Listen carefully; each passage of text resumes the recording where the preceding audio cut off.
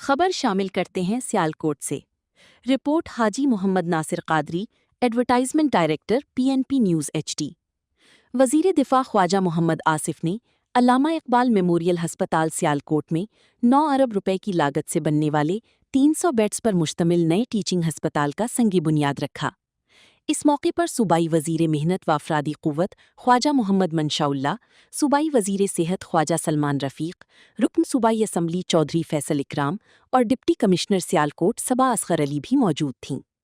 سنگ بنیاد کی تقریب سے خطاب کرتے ہوئے خواجہ محمد آصف نے کہا کہ پنجاب میں ترقیاتی منصوبوں کی رفتار کا مقابلہ ملک کا کوئی دوسرا صوبہ نہیں کر سکتا، اور نئی ٹیچنگ ہسپتال کی منظوری اور فنڈز کی فراہمی پر وزیر اعلیٰ پنجاب مریم نواز شریف کے مشکور ہیں۔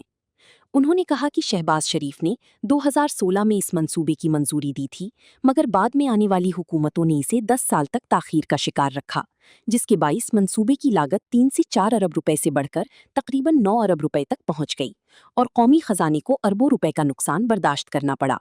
انہوں نے اس صورتحال کو مجرمانہ غفلت قرار دیا۔